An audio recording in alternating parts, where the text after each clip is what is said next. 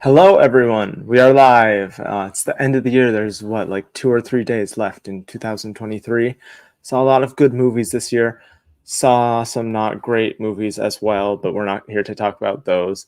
Um, but yeah, we not a ton of awards news stuff this past week. Obviously, I think everyone's celebrating the holidays, but we decided we'd still have an episode where we talked about our personal favorite films of the year, our top tens, go back and forth down 10 to 1 on that list, talk about our most anticipated for next year. And while we touch on these movies, we'll talk about some of our favorite performances, scenes, all that stuff. So without any further ado, well, before we get into that, Anthony, what's your thought on 2023 as a year in film overall? How does it Yeah, compare? I mean, I think these last couple of weeks really came in and made this year Yeah. really special. I feel like this might have been the strike, as we've talked about, that really delayed this sort of glory that we got from a lot of these Hmm. films. But also, I think that there are certain films that came off my list and then jumped higher Okay. with more thought. And I think that's what's really interesting is I think we have a lot of very confident filmmakers on this list that are really pushing the boundaries of cinema. And yeah, I think in the end this is a year I won't have full clarity on. I think we never do until, we look No. back years later, but I do think that this is quite a lineup. And I think we're both missing a couple. However, between the both of us, Yeah, that is. all of them. And so that's also why, like, I'm still looking forward to like filling in the gaps with some of the big movies, some of the smaller movies. We're never done making this list. No, no. I think it is worth mentioning before we get into the list, maybe rattling off some of the films that we haven't seen yet. Because, I mean, my 2022 list probably just changed a few days ago. So these lists are ever changing. This is our current as of what day is today? The 28th, the 29th of December, our favorite of 2023. We'll do our own awards show like closer to the Oscar nominations where we go over that stuff, and we'll probably have seen more things and we can update it then. But it's an And ever hopefully with changing some list. friends that will join us. Yes, yes, yes. A big old awards show. And yeah, I think just a few films that I haven't seen that I think had potential to make it into my top 10. I think Iron Claw, which I still haven't seen, had the potential to be in my top 10 based off of what I'm seeing about it. Zone of Interest. There's a few others, but I think those are the major two that I've missed. There's a bunch of foreign films that I'm going to have to see at the start of the new year once they become available. Yeah. But unfortunately, not a ton of those are available right now. All of Us Anything you want to? Strangers. All of Us Strangers was the one that just didn't Yeah. open in time, Yeah. though. I have a feeling it'll be mentioned in this Oh, conversation. it very well might be later on, Um, much later on. yeah. Yeah. Also, I want to just give us a pat on the back because I think after 3 seasons of the show with the two of us, I think this is the 1st time we're actually doing this video. So I'm very proud of us. I think so. Yeah, I think this is the first. We definitely didn't do it the first year. I think we may have like touched on it last year, but I don't know if we did like a whole thing dedicated. I'll have to look back. But before we hop into it, hello to everyone Yes. joining us. Thank you for joining us. I do agree that this year was better than last year. I think just a little bit. I think the first half of this year was rough, but the second half really saved it, is what I'd say. I Like once remember- Barbenheimer started. Yeah, I remember looking at the 2022 Best Picture lineup versus the 2021 Best Picture lineup and having such a high opinion of 2022. Like, Yeah. it's something that for me, my least favorite of that 10 was All Quiet on the Western Front. Like, if that's your low point, Okay. Yeah. it's a pretty good year. So I like 2022 a lot. I do too. Yeah. I also think 2023. What I liked about 2023 is that you didn't get the sense of different Hollywoods that I think we got in the 2010s. Like, you had your indie crowd and you had your big blockbusters. Yeah. Like 2023 is ushering us into the new age, not dissimilar from what I think the 70s did, as far as like Ray and The Godfather leading us away from Hello Dolly and Doolittle, Dr. Doolittle. So yeah, I'm interested to see how this year is remembered in the history of film way later. Yes, it'll be interesting what films I think Barbenheimer will definitely be mentioned and remembered in future in the history books, but we'll have to see what other movies last. But before we get into our top 10, let's throw out some honorable mentions. Anything that just missed your list that you want to shout out? Yes. Again, it's a very strong year. Yeah. I'm gonna first give an honorable mention to it was a film, and it was quite an experience I won't forget, though it feels odd to the spot on this list. So I will say Taylor Swift: The Eras Tour. You converted me. I was not a Taylor Swift fan before. Nothing against her. I just was not a Swiftie beforehand. I left that movie. exhilarated. Saw it 3 times in theaters. Absolutely loved it. So that's definitely an honorable mention for 2023. Some others that were so close, and there's a world maybe where these films make it onto the list tomorrow. Dream Scenario, Asteroid City, Are You There, God? It's Me, Margaret, the ultimate Halle Bailey double feature, The Color Purple and The Little Mermaid for me. Yeah. Poor Things, very close, didn't make the list. Radical, which was the Eugenio Derbez film that I just was really moved by. Beau is Afraid has really improved with thought. I really respect the bravado of. I want to give a shout out to Showing Up by Kelly Reichardt. No Hard Feelings was a massive surprise for me, and I really enjoyed looking back on the summer. And then 2 movies that I think are a little bit similar. They're kind of a little bit off the beaten track, but I think they're coming from really interesting, just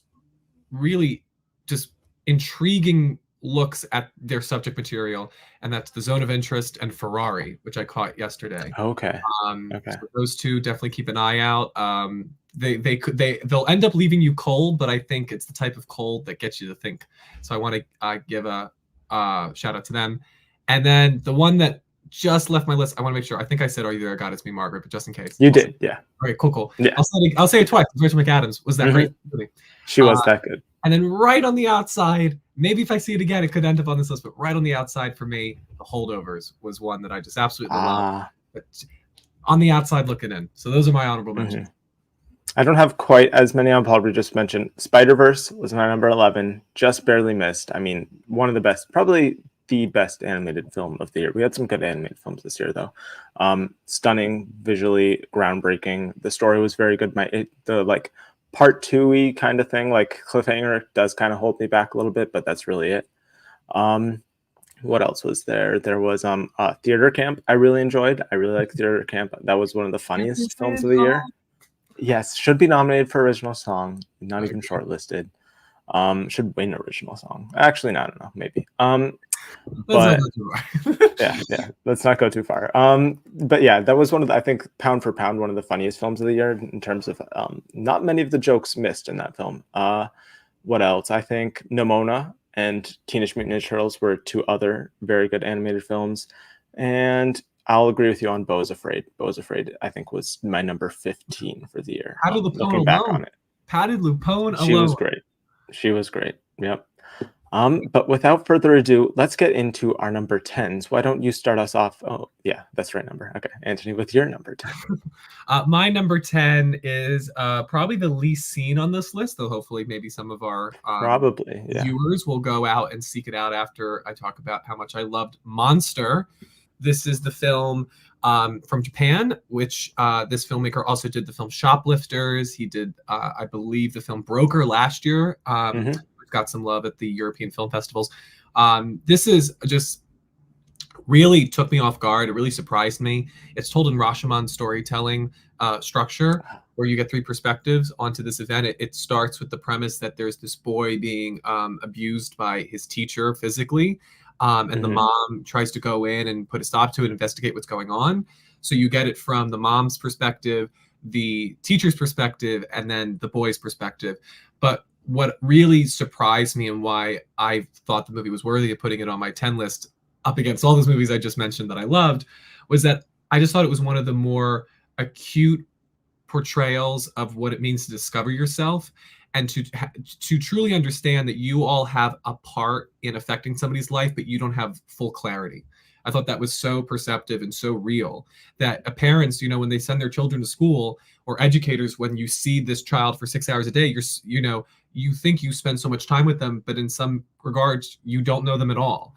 And so this idea of coming to terms with what childhood actually means and what it means for a child to understand themselves, I just was really moved by.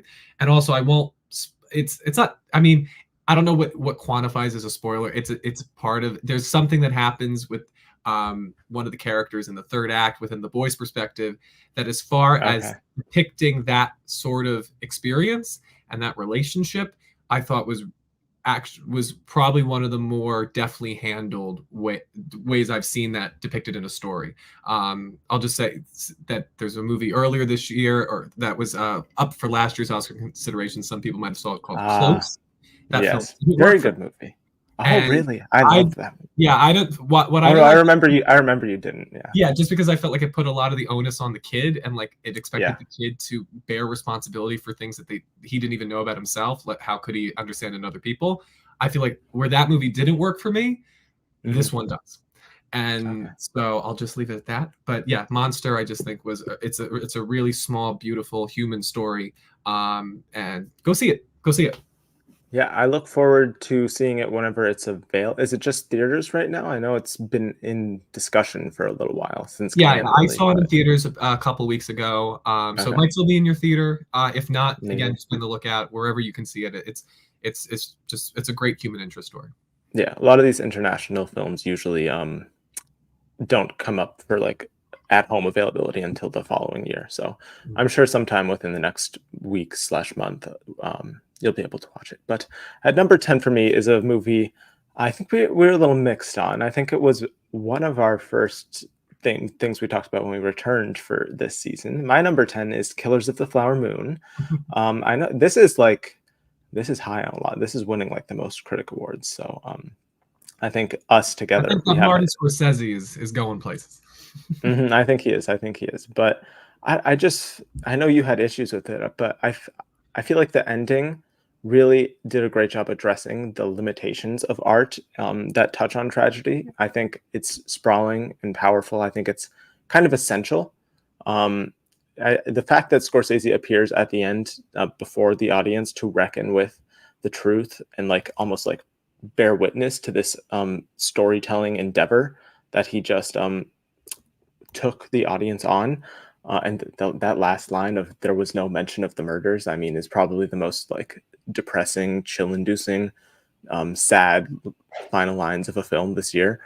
Um, I mean, yeah, it shows the characters. I mean, my one complaint and why I don't have it as high as others is I wanted to see more from Molly. I think I would have liked more of her perspective.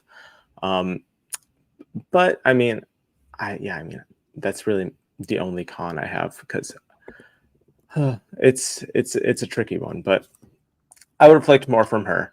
That's really the only negative thing. But what Lily Gladstone does do with the character and what you see in her eyes, I think even with the little amount of screen time, or not the amount of screen time I would have liked for her to have, I think she still conveys so much with her performance. It's so powerful. There's a reason she's the person who everyone is talking about leaving the film. Leo and De Niro, especially De Niro, also do really good work. I I don't really connect with Leo's character, but I don't think you're supposed to. I think he's kind of supposed to be this figure of like immorality in pursuit of profit. And the fact that these terrible characters spend the whole film trying to take away this wealth and profit and gain this wealth from the Osage Nation, and that they never really have much gain in the end. It's not like their lives like hugely improve. It's just like bloodshed and tragedy, and for not much purpose or gain. Yeah, I found it very powerful. I have some issues with it, which is why it's still not as high as I think lots of people have it. But I thought it was one of the more powerful films of the year. So yeah, that's Killers of the Flower Moon. Um, we have a whole discussion on it if you want to check And out I'm more of looking Anthony's forward to see thoughts the on that. second time. Where Yes, yes. I'll come at it again. I was coming from the book reader, and it's very different Hmm. from the book, and I think that definitely weighed on me a little. And listen, regardless of how I feel about the movie, I think Scorsese is always somebody who's putting his stories and putting his perspective in the right places, and I think this was definitely one of the best examples of him doing that. Yeah, yeah.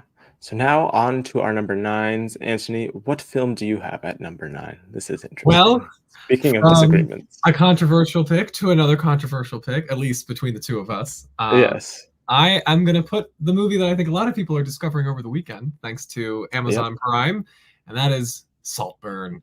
Yeah, Hmm. I just got to go with, it's weird to say go with your heart. But this was a movie that I really felt. And I really Hmm. applaud Emerald Fennell, who, with her sophomore outing, just really embodies every aspect of filmmaking and what film can achieve, and just sets off these dominoes that just pay off beautifully for me. I just found it to be like this intoxicating, volatile crystallization of how hypnotic greed is. And I think she does such a great job of centering the story at this one location that almost becomes a prison for Barry Keoghan's character as he strives to cement himself within this playground, within this maze, if you will. I just thought all the performances were just so interesting in their absurdity. And yet the movie can be as crazy as it is, but I do think there's a clear stream of consciousness from Fennell. She's able to calibrate all these performances so well.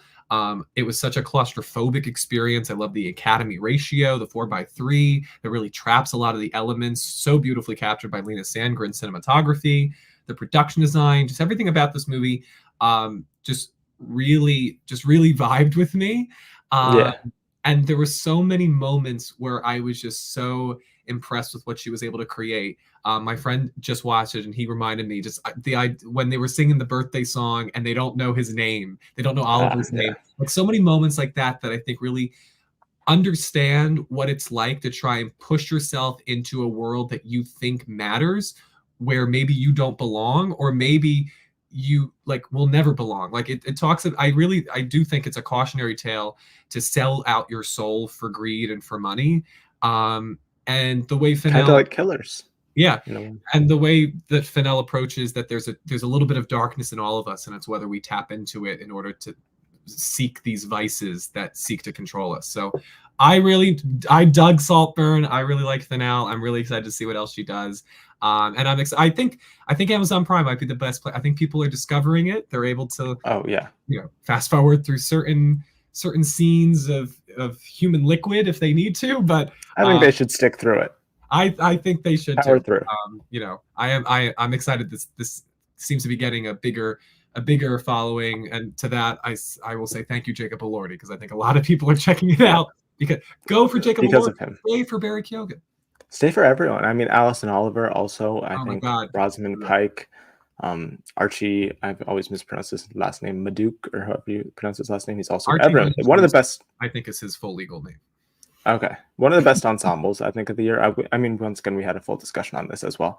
I've seen it twice since that discussion, so if that says anything, I enjoy watching it. I have a great time watching it. It's very entertaining.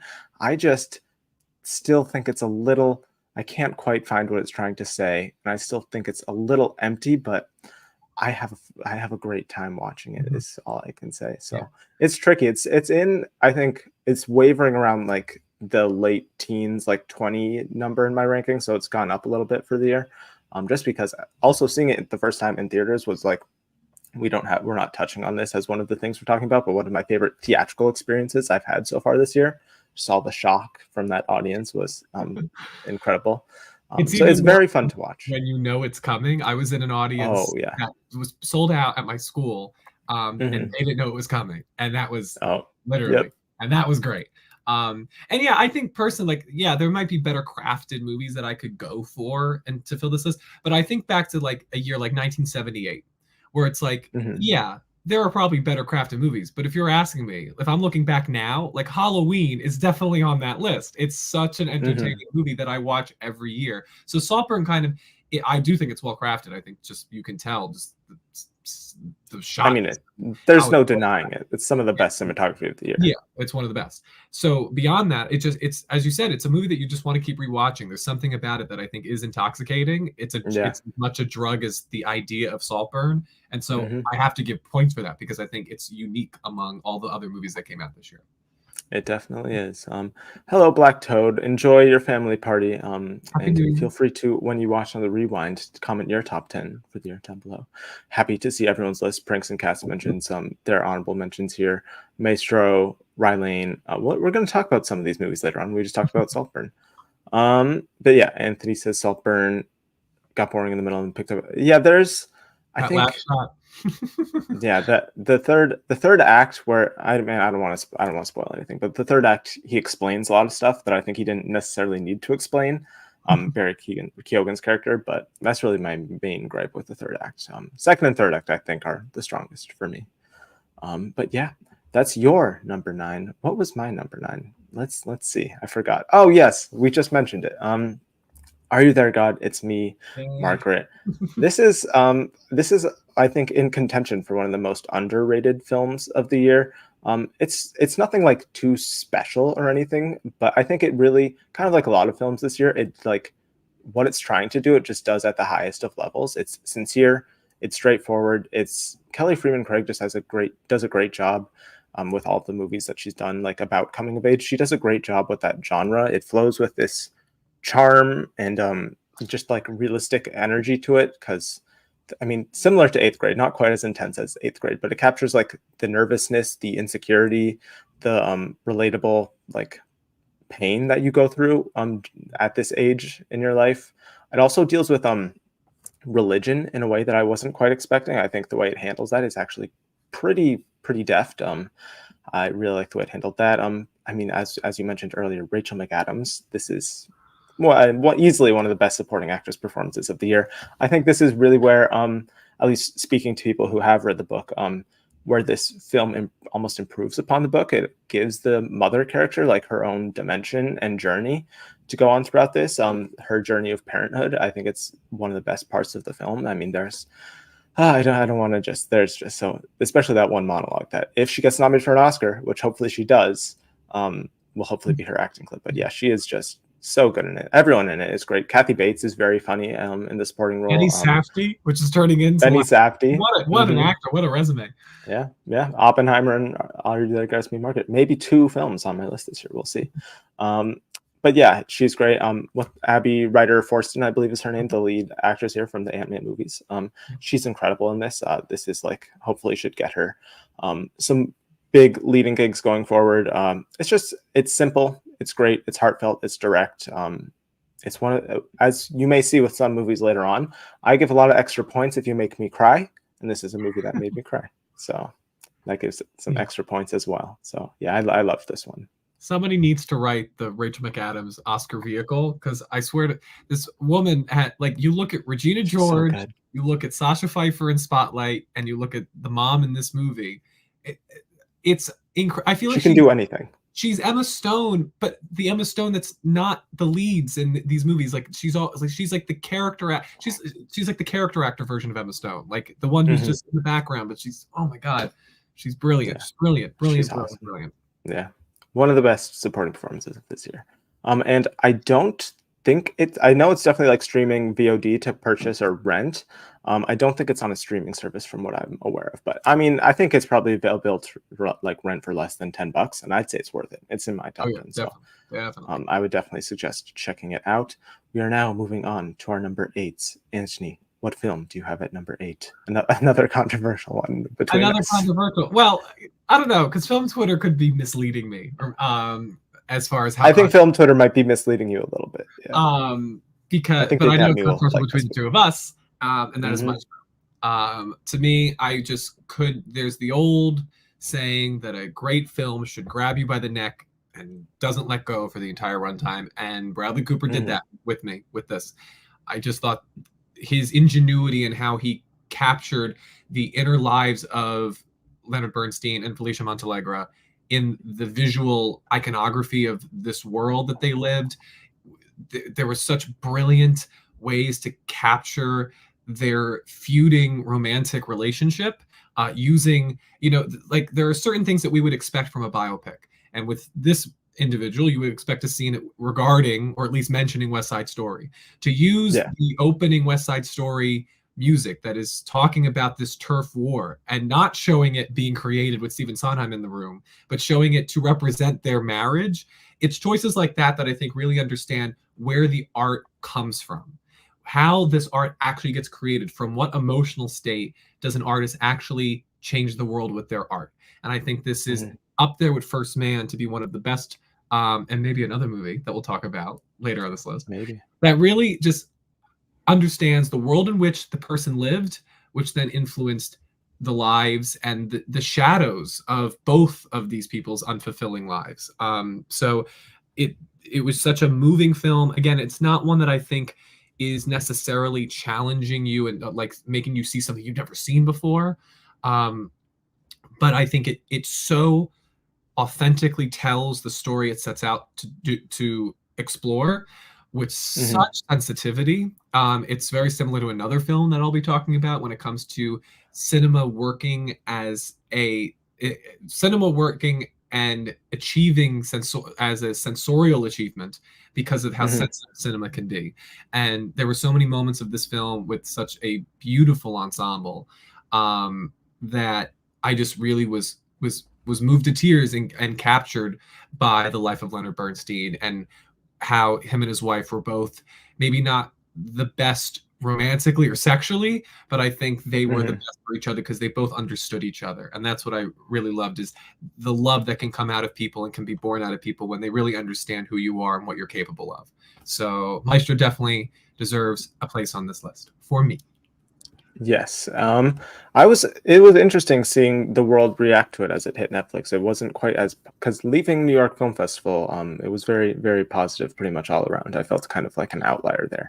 So it seems a little more mixed now amongst the public, but I think there are definitely people out there, such as yourself, who love it. I can admire aspects of it, but overall, it didn't completely work for me. I did I did Yeah. see it in theaters, which helps. I would love to write a thesis Yes. on Netflix movies that are designed to be like Power of the Dog, Roma. These are films Hmm. meant to be seen in theaters. And I've had I Yes. don't think I've ever missed a major Netflix contender for Best Picture that I didn't see in theaters. And I really do think that affects it a little bit because I do think you lose a little bit of the Hmm. scale, you lose a little bit of the scope. So I do think that seeing Maestro on the big screen, if you can, try because it Hmm. does. It's just like Roma. It's a completely different experience with the sound design, Totally. the cinematography displayed on a beautiful projection. So that I do think that that helps compared to some That people definitely helps. may have difficulties with it because you're not getting that on a small screen or heaven forbid on your phone. Hmm. Oh yeah, yes. I wouldn't suggest watching it on your phone, but I guess do what you got to do. My number 8 is another underrated film that came out early in the year, kind of like Are You There, Goddess Me, Margaret. I think the best single rom-com of the year, one of the funniest films of the year. I am talking about Rye Lane. Um, it's just so delightful. It's well crafted. I mean, the cinematography, like there's so many films that use fisheye lens great this year with Between This and Poor Things. I usually am not a fan of that kind of cinematography and that use of the lens, but I think both of the films used it very well. It's very sweet, but it's not like too sweet. It's like not saccharine. The leads, I mean, Vivian Oparah and David Johnson are so good, and their chemistry is, I think, some of the best like duo chemistry so far this year. Um, the use of color, I think, is some of the best use of color I've seen this year. As I said, the cinematography is just great. It's short. I think it's less than 90 minutes, which I deeply appreciate. I think some more movies can take a hint from that. Nice, short and sweet, but very You're either effective. 90 minutes or 3 hours. Yeah, exactly. You just, yeah, one or the other, I guess. But yeah, it's colorful, it's high spirited, it's kinetic, it's kind of a walk and talk rom com like the before movies. From what I've heard, I haven't seen them. Um, I need to see them. But yeah, it's surprising, funny, stylish, great chemistry. I really enjoyed it. I've rewatched it many times before. I think it's still on Hulu if you haven't seen it because it's very underseen. I think it didn't get enough buzz when it came out, so I suggest if anyone hasn't seen it to check it out. It's a lovely film. Yeah, in a year that kind of was the reemergence of the rom-com, this is a film that kind of celebrates what we love about this genre. There's even a special cameo from somebody. There is. It's just wonderful to see. And I think when we get to our voting in a month or so, you're definitely going to see me trying to get this a nomination for best cinematography because I would agree. the colors in this movie The are use of color is so good. oh my god, So good. it's just great. It's like And candy. yeah, Yeah. this was definitely it. The next tier below my honorable mention was definitely in contention. Is there? Okay. It was really good. Yeah. It was. I knew this was coming, so I was like, all right, let me spotlight No Hard Feelings because I did. It was a great year for the rom com, even though it is. Anyone But You was fine. I haven't seen it, so I don't know. Nothing beats. I'll really quickly because we're never going to talk about Anyone But You on this channel. We are not an Oscar contender. When Sydney Sweeney and Glenn Powell start dancing to Just Got Me Started. I've seen the clip, which came out 2 months ago. I was like, all right. Their dancing does not look like it fits the vibe of the song either. It was very fun. So anyway, I'm very happy the rom-com is back. Yes, yes. Hopefully, more quality ones, such as this one and a few other ones. I think No Hard Feelings was also good. Mhm. Continue to come out, so we can hope for that. But now moving on to our number sevens, Anthony. What's that number seven here? Very colorful as well. Very colorful as well, and was already mentioned because that's your honorable mention. So I'm Hmm. glad that you also see the brilliance of this film, It's and I very get to good. talk about it. And then Spider-Man Across the Spider-Verse. Yeah, so I remember being 12 years old. I saw The Amazing Spider-Man 2, and Good movie. Good movie. yeah, I mean, for me, it was a great movie when I I was think 12 it's years good. old. Yeah. I loved Emma Stone, and Mm. I think that was actually the movie that, yeah, that was the movie that made me really fall in love with Emma Stone because it was before Birdman. Ah. Oh And yeah, it was. I'm sorry, Emma, you were brilliant in Poor Things, and with a rewatch, you might make it on this list, but I had to go with where I was now. Hmm. Um, and so 3 days later, after seeing that movie, I went to Barnes Noble and picked up my first comic book. And I have Ah. loved Spider-Man ever since then. I think he's a character. Like a lot of these just really morally centric stories that just really connect with people, especially when they're young. And what I loved about this movie from the get-go was that it really understood why the Spider-Man mythos matters, like why it matters to people. It Hmm. understands the staying power of this character for over half a century. And th- by doing that, it provides such a unique perspective onto a Spider-Man story and what it means for something to be canon, what it means to live a life that is preordained and trying to subvert that and twist it to your own paths and to have control over your life. I just thought that was so clever. Hmm. It's I think it's one of the greatest animated films ever made. It's one of the greatest sequels ever made. It expands upon its predecessor. I think it's better than its predecessor because it has the exceptional world building that it I think the world building and the kind of the conspiracy of this spider union, this legion, Yeah. really improves the tension and stakes of this blossoming trilogy, with both style and substance. It has both in bountiful forms. And then, frankly, what I really connected to the most and why I think this movie is really special is that I think it's one of the better queer allegories we've seen in recent years. I think that it is the story with Spider Gwen and her coming out as Spider Man to her father.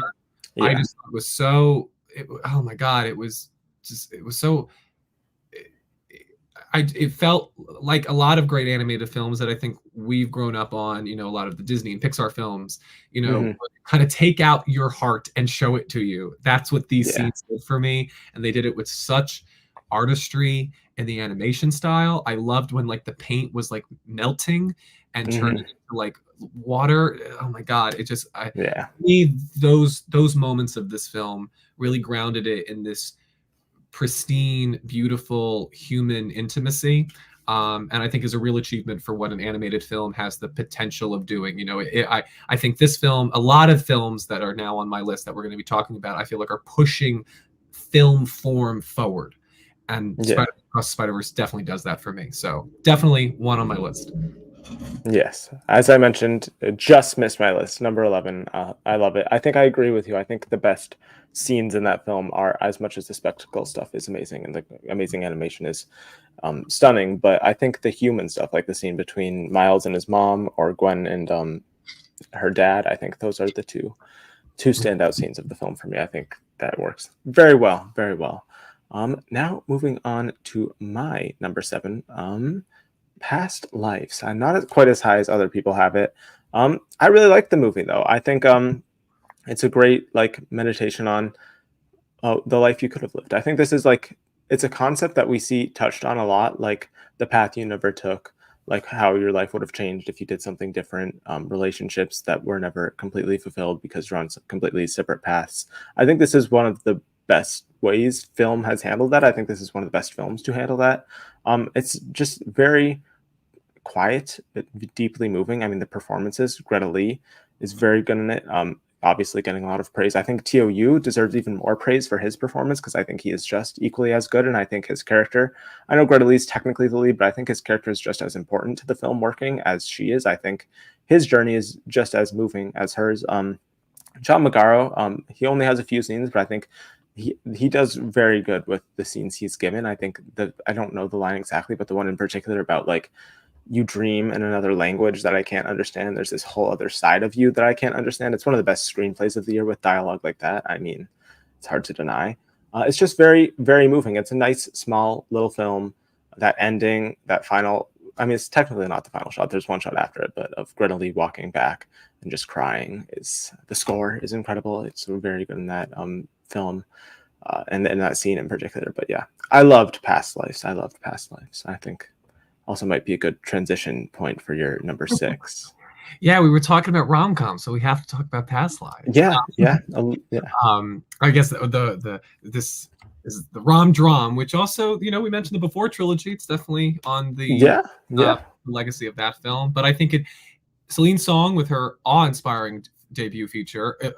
This is my 6, by the way. Yes. That's the Pass Off.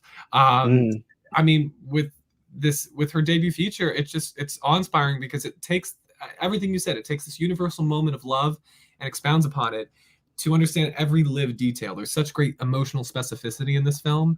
What I really appreciate about this film is that it's not a film that, like, coming off of Spider-Verse, these two are as far apart.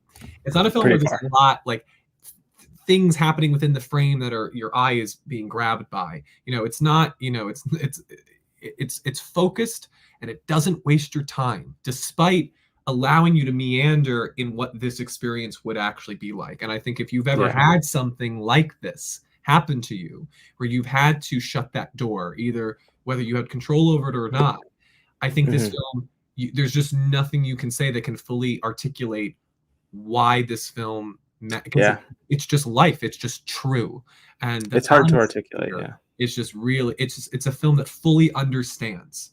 And that's what I think is so impressive about Past Lives. I think it's a film that, like, it almost reminds me a little bit of Moonlight. That, like, Moonlight is this small little indie, but it's one of the greatest films ever made because it just really understands the story it's telling and how to best tell it. And the fact that it's a feature debut is just absolutely How is the question? Yes. Some of the like composition of the shots, I mean, that like one shot of them as kids, like with the two like structured faces, and then it goes to like them as adults, like looking at each other face to face. I don't even know how Celine Song does it. She should be nominated for Best Director. She's incredible. But yeah, we shared, that was a nice little transition thing from 7 to 6. Now on to my number 6, which just so happens to be, I switched. I'm between two films. Two films are very close together here that I can't decide who I want to put at 6 and who I want to put at 5. I'm going to put The Holdovers at number 6. I'm going to save another film for 5. I loved The Holdovers. I really didn't expect that I was going to like it that much. This is kind of like what I was talking about with Are You There, God? It's Me, Margaret. It's not, I think, groundbreaking or like some of the films we were talking about, like Spider-Verse, like completely changing cinema or the medium, but it just does what it set out to do very well, like in top form at the best it really could. I mean, the main trio of performances here, Paul Giamatti, the journey you go on with his character is just the way he unravels as a human being, like this front of a teacher, like we usually don't get to know our teachers very well. They're usually a couple throughout your experience as a student that you do get to understand more as a human being rather than just as your teacher. And I think that's the experience that Dominic Sessa's character has in this film. And it's very relatable if you've ever had that kind of experience with a teacher. The way he becomes completely human is just amazing. Divine Joy Randolph as, I forget the character's name. She is just so good in the movie. I've mentioned it before when we reviewed it. She just has this screen presence and this like it factor to her that just is deeply drawing and deeply captivating, and you deeply connect to her. I just said deeply a lot, but you do connect to her a lot, and she just steals every scene she's in. And Dominic Sessa, this is his first film on-screen performance. It's insane. He goes toe-to-toe with Paul Giamatti and gives, frankly, just as good of a performance. Some great line delivery throughout this film. Paul Giamatti trying to throw a football is forever sketched into my brain. It's just some of the best physical comedy and acting I've seen just in a little moment. Another physical thing, just a little moment that just, I forget if I mentioned in the other films that made me cry. Past Lives definitely made me cry. This made me cry with a handshake alone. Past Lives, definitely made me cry. Yeah. This made me cry. I think there's a scene with Divine Joy Randolph and children's clothing that really moved me to the point of tears. And there's also a scene at the end between Paul Giamatti and Dominic Sessa, just involving a handshake. That is the culmination of this entire journey. And you'd expect something a little more emotional about it, but I think the fact that it is a handshake almost makes it even more powerful. But yeah, I love these characters, this journey. They're so human. So I loved it. It really surprised me. So I think that also boosts it a little bit. Yeah, I think I know you also enjoyed it. When you see it, I think Monster and this movie actually make a really good double feature because nice. they really explore children Teachers. and young adults kind of coming to terms of who they are and their individuality within the context of a school and what that location actually does for your identity. So I couldn't disagree with you. I love The Holdovers, and definitely a new holiday classic. Oh, it is definitely in rotation. Moving on to our number 5s now. Anthony, what do you have at number 5? Top 5. This is one that joined the list in the last week because I thought about it and I realized just the ambition of this movie, how much this movie sets out to achieve, and that it is just absolutely just captivating in that it everything it wants to do, it does, and it does it flawlessly. And that is Anatomy of a Fall. I mean, just what's put on trial here in this movie is the modernist desire for absolutes in a world that has none. And I really liked how it explored that when we put certain things on trial, even if it's as simple as, sending a tweet on social media, when we assess blame, we seek, things that are impossible because humans' lives are messy. And when you have to cross-analyze every single decision, every single action, every single missed opportunity that you take in your life, as if that is giving you clarity into somebody that you don't even know, it could give clarity to a person, to yourself that you don't even know. I just found that really interesting in using the framework of a courtroom drama in order to express that. I mean, it discusses the intricacies of adult life. It talks about the separation between the artist and their art. I loved how it was what a character says in the book that Sandra Hüller's character is writing doesn't mean used as evidence. Yeah, I mean, we're seeing that a lot. We've seen that with rappers, their rap songs being confessions in the faces of judicial systems, and just that whole sequence and sequence of events. I love that. I think I mean, coming off of a lot of fortunate, unfortunate, wherever you fall on this, I think you have to acknowledge that there is a slant and an unfortunate slant when it comes to how women operate within the justice system, and that it doesn't benefit them, and that it can almost be a torturous thing keeping them captive within the system. And I think it portrays the effect on that. I mean, just with the last frame of the movie, with a certain character lying on their bed, you see the weight that this will hold for the rest of their life. And then also, I just really, really think that the heart of the movie comes in the separation in the relationship between what a mother is and what a wife is, and how Sandra Hüller plays this dynamic so well, as well as the young actor who plays her son, Milo Machado Grainer. Yeah, there you go, you got it. I can count on you for that name. But I think just as he comes to terms with what he thinks independently of his mother, and what she has to understand as far as how much control she has in her life. I just thought this was such a confident film from Justine Triet, and one that is all encompassing. Just really, it captures this idea so fully. I try finding flaw. I really think it's impossible. I can't think of a single thing. It's a transition wise, good little transition here. It is my number 4. We're killing some of these transitions. I love this movie. I think I agree with everything you said.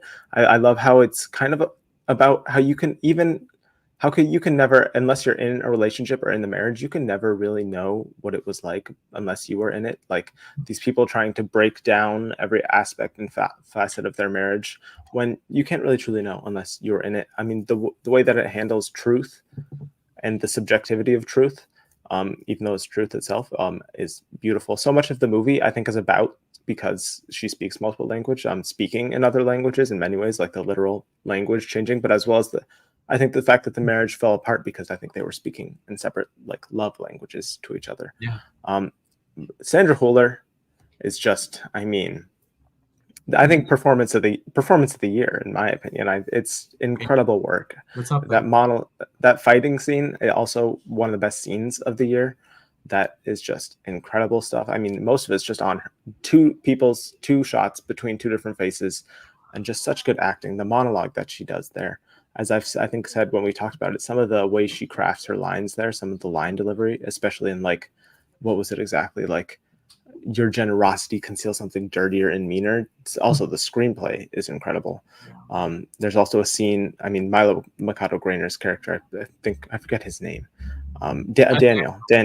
Yeah, deeply compelling. There's a scene towards the end where he's crying. He's just one of the best also child performances I think I've ever seen. I don't know how that's possible. Also, Snoop the dog. I think someone just mentioned it. I don't know how you get a dog to be able to do that. It is one of the best acting duos of the year.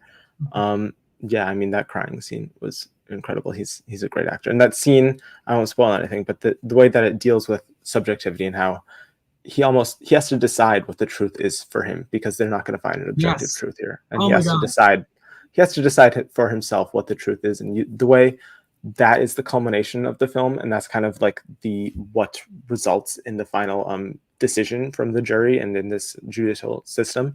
And the way that one scene where he's reminiscing on something that his father said to him, and now looking back on it, and the words are coming out of Daniel, but the words are Daniel, but they're coming out of the father's mouth. And the way looking back on it, it could have kind of been seen as a goodbye to him. I mean, like you said, I can't think of a single flaw in this film. It's incredible. I think it's so important. I love what you brought up, because this movie is it's the Marriage Story sequel we didn't know we needed. Exactly.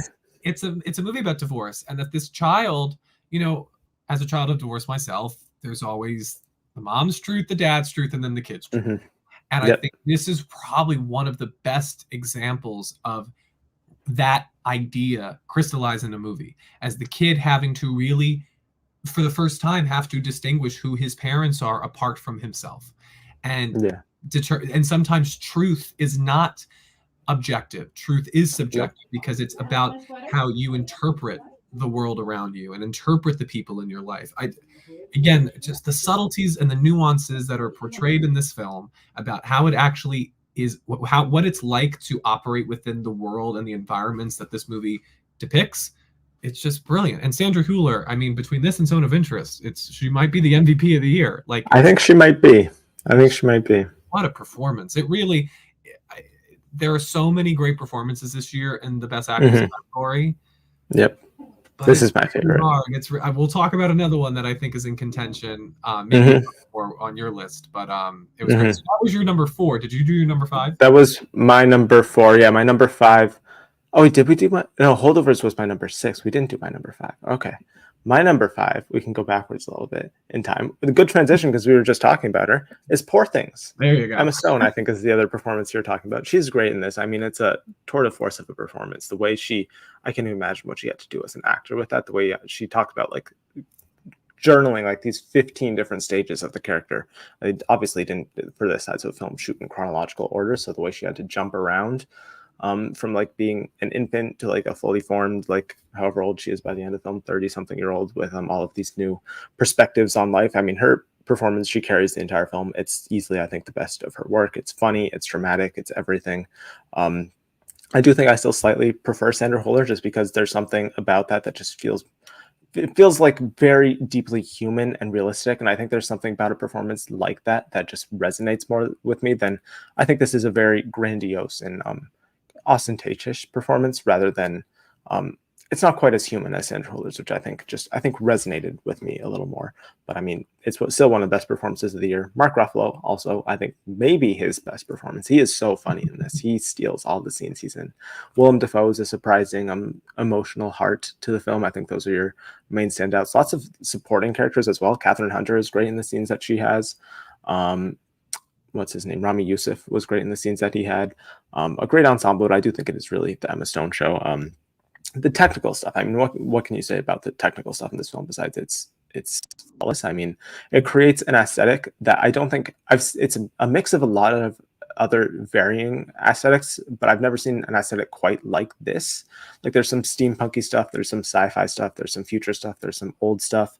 It's really visually stunning. The cinematography, the production design, the costume design, deeply original. Haven't seen anything quite like this before. The story is great. I love the journey that Bella goes on here. I think she might, I'll have to think about it, she might be one of my favorite new character in film in 2023. I love the journey she goes on. My main issue with it is, I think, the pacing. I think once you get into that second, third act range, and she's doing I don't want to spoil stuff, but she's doing a certain kind of work that I think gets a little repetitive. I think that's where the movie slows down a little bit and could have cut some scenes, and the pacing isn't quite there. Gerard Carmichael's character didn't quite work for me. It seemed like he was in a very different movie, and I think I've said this before. I would have preferred if the older woman on that boat was more of Emma Stone's characters, like almost like a realist, like Gerard Carmichael's character, like shows her like some of the tragedy of the realities of life, and I think that would have been interesting coming from an older woman's perspective rather than Gerard Carmichael's perspective. Also, there's a little bit of a not twisty thing, but there's something in the third act that it seems like the film is over and then it's suddenly not. And that doesn't, it kind of comes out of nowhere. I think I would have liked it a little bit more if they laid at least one or two seeds that you're like, oh, okay, this is going to happen. But it just kind of, I understand the purpose of it for her character and her character arc. It just is kind of come out of nowhere. But I still adore the film. A little flimsy, but a little. But yeah. Overall, all what you're saying is why it was like on the outside looking in. But it's I mean, listen, you saw Emma Stone age from 0 to 35 within 2 hours, and that alone is just remarkable. Great stuff from her. Did Anatomy of a Fall was your 5 or your 4? That was my 5, so we're up to my 4, and then I can do my 3 right after, and we'll be back on schedule. Yes, we took a little detour. Yes, so my 4 is a movie that I, day of, realized it was going to leave New York, and we weren't going to see it for a month, and I had a feeling that there was something special about this movie. I wanted to make sure I went and saw, and I'm glad I did, because you can see it's in my top 4, and that is Origin. Run to the theater when this starts playing near you. It's another one that's been fumbled, unfortunately, released. Unfortunately, but what's fortunate is that once this is out in the world for everybody to see and witness, they will see that this is just one of the most stunning portraits of human integrity I think ever put to film. I think what Ava DuVernay does, this is her opus. I really believe that. And I know she's had a remarkable career, but I really think it'll be tough for her to top this, because this is another film that's rewriting film language, because she crafts this heartbreakingly rendered film that operates as both entertainment and education. I mean, you learn so much from this film about the way that oppression operates in our world throughout time, through every country that knows no borders. Just because this probably, again, is one of the more lesser seen films. It's a film about an author played by Anjanou Ellis Taylor, and she is seeking to craft a thesis that links the behaviors of the Holocaust and what the Nazis did in the Holocaust, the civil rights, like what's happened with African Americans in the United States and the oppression and slavery, and the caste system in India, and saying how all of this oppression is linked with the same tenets, the same behaviors. And to see her go through that, it's a film about the act of the creative process. But it's so authentically impressive in how DuVernay brings history to life, how she literally takes something that's black and white and brings color to it and brings a three-dimensionality that makes this feel real. And I think this shows the power that cinema can provide when it comes to telling stories that actually matter and also actually enlightening people to the world around them. So I think this is such an important film of the year. I think it's up there with my number 1, which viewers of the show is, as far as the most important film made this year. And I also think this is the most underrated acting ensemble. Anjanou Ellis Taylor, John Bernthal, as a Broadway fan, seeing Audra McDonald in this movie. She is absolutely incredible. Is Niecy Nash in this as well? I thought she is. Okay. also really, really great, really terrific here. Again, run to this movie. I think that it is, setting aside the fact that you will learn a lot from this movie, this will be a value 2 hours. There was one visual idea that's repeated about half an hour into the movie, and it's one of the last images of the film that broke me, completely broke me, and just showed the waves of heartbreak and how that can lead. There's a solace when you realize that somebody else has gone through suffering similar to yours, and maybe they led a path forward. Maybe they'll shine a light, but also you'll shine a light because you'll show that you're not going to forget them. So I just Origin, what an accomplishment! Just absolutely loved it. I really look forward to seeing it in, I think, like mid-January. It seems like is when it's going to come out. Yeah, so January 19th. Okay.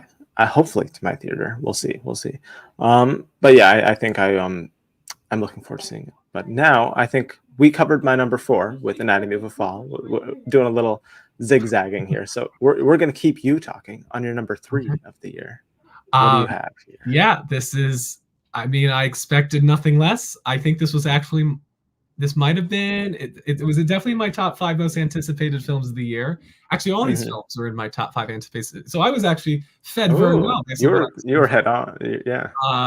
But yeah, this is from one of my favorite directors, working with 2 of my favorite actors, and now an actor that I will have my eye on after such brilliant work in this film. Of course, I'm talking about May December.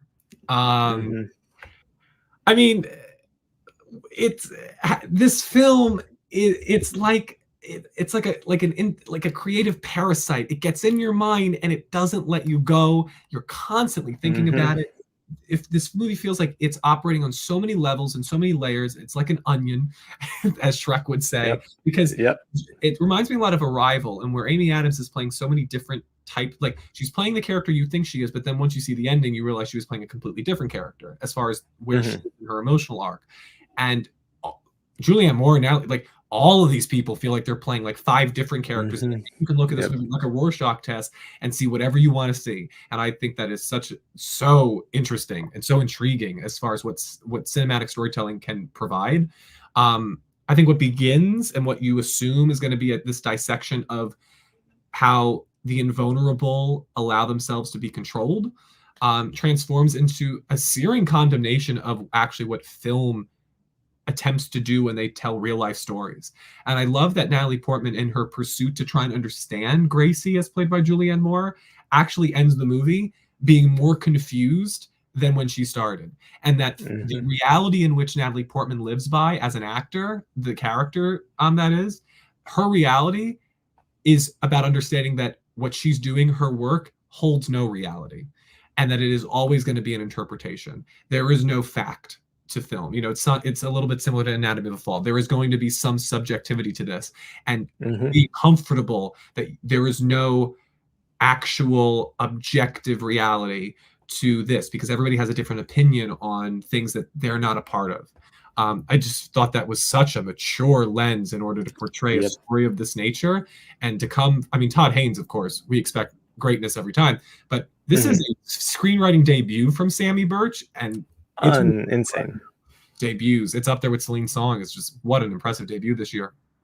And then Julianne Moore, I think, gives Cillian Murphy a run and Sandra Hüller a run for their money as giving the best performance of the year. I thought that she was absolutely just breathtaking in this film. Very layered. There's a lot going on there. And then I know you'll say that Charles Melton is maybe your favorite performance of the year, and I think that is understandable, because he's up there. What just, the guy breaks your heart, man. It's what an arc that character goes on. And yeah, I just think they give groundbreaking portrayals of these incomplete souls that are searching for they're kind of searching for like existential clarity within the one person who will never hold the answers that they're seeking. And that despair that is captured within their relationship, and how Natalie Portman kind of like unearths that and like drops this bomb on them, wink wink, and then isn't interested in the repercussions. I just like Anatomy of a Fall, these are movies that attempt subject material and then not only capture them beautifully, but understand them at every single facet. And it just makes it for a really satisfying drama. And so, yeah, I just thought that the how it depicts regret and regret being something that dawns on you, the act of regret kind of bubbling inside. I mean, I could talk about this movie forever, and I might not be the only one that gets to talk about this movie. Maybe not. I might have a lot to say a little bit later on. Love me December. But yeah, I will have a few things to say. But I agree with everything you said. It's, I think, one of the deepest, most complex films of the year that I think every time you think about it, every time you rewatch it, you have more thoughts and more things going on that I will get into in a second. But first, my number 3. All of Us Strangers. So speaking of origin, a film not many people have seen, unfortunately, because I think it's like playing in 4 theaters. I was fortunate enough to see it at the New York Film Festival at NIF. This movie is, I was talking about earlier, getting points for making me cry. This is, I think, maybe the film that has made me cry the most amount of times in a theater ever. I cried, like, it's pretty much like an onslaught of tears once you hit a certain point in the film. It's just not going to stop. It's sincere, it's devastating, it's a beautiful meditation on loneliness, especially queer loneliness that happens with that lifestyle.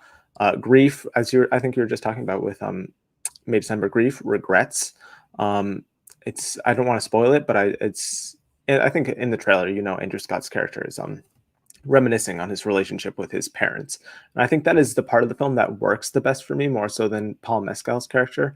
That relationship, I think the stuff with the parents is just, there's something about the gray area with parents and queer kids, and the fact that in a lot of movies it's either black and white, it's either like, I disown you, get out of my house, I hate you, you're a sinner, or like, I completely accept you. And the fact that in this movie it's like, I mean, first off, he never got to come out to his parents, so he's getting to do it now as an adult.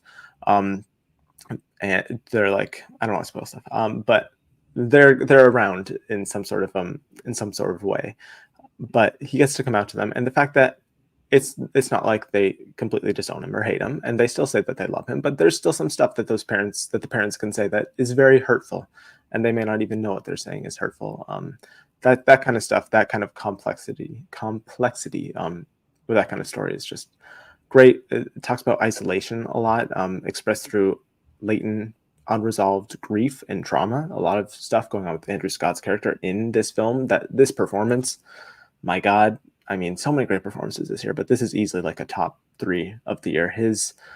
He just goes through so much, and he conveys so much emotion, and just deeply empathetic, deeply moving. One of the best performances of the year. So is Claire Foy and Jamie Bell are both very good in this film. Like I said, I think the parents scenes work the best for me. There's one scene with Claire Foy. I mean, there's multiple scenes with both of them that made me cry, but one scene where Claire Foy is just looking at him and singing a specific song at him that I will never look at the same way. And there's one scene with Jamie Bell, and all I'll say is that he wished he went into his son's room, and I think that's one of the best scenes of the year. That maybe that or like a scene that takes place at a diner, or just had me dying from tears. I got a bad headache once I left this film from all the water loss. But there's a line in the trailer too as well about all of us are strangers, or how all of us feel like strangers in our own family because they were queer. And I think that applies to everyone, despite the queer aspect to that line as it is in the context of the film. But no matter how close we come to someone, whether it's in a romantic relationship or parental, there's still, I think, something that they're hiding from you. That deep down, you can't fully know someone. No one can fully know someone besides themselves. The central character, like I said, Andrew Scott is great. The stuff that it talks about with the parents and the regret there, everything you never said, everything you wish it doesn't even apply to parents, to anyone who you've lost. Everything you never said, everything you wish you could have, every vacation you could have taken, every revelation you could have had together, you could have come out to them, you could have completely changed the relationship there. And there's just not enough time for any kind of relationship to say it all. But yeah, this is a deeply, deeply moving film. I suggest everyone, whenever you can see it as soon as you can. Bring tissues. And I think it works. I need to see it a second time because I think it might work even better for me on the rewatch, because the ending I wasn't completely sure about. But I think looking back on it now, it works for me a little more. I think a second viewing, even though I haven't gone through the second viewing, from what I've heard from people who have seen it second times, it improves even more on the second time and connects even more. So yes, I really love this film. I know you haven't seen it yet, but I think you will hopefully soon. Hopefully soon. I think you will like it. So Yes, yeah. and I think it concludes the wonderful trilogy of Jamie Bell not being gay but being okay if you're gay after Billy Elliot, Exactly. Rocket Man. It does conclude that trilogy. I think more yeah. emotional than both of those in terms of his acceptance.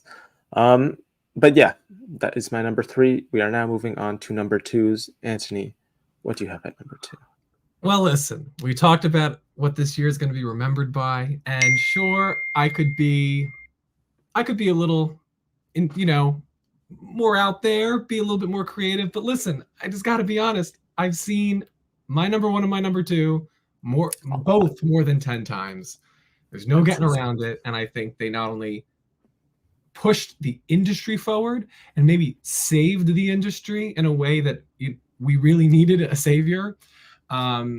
But I also think we're remarkable in actually telling a story unlike any that we had ever seen. And I think will be a touchstone of American film, both of them. And so you know what I'm talking about. It just comes down to which order. And for me, Barbie is the runner-up.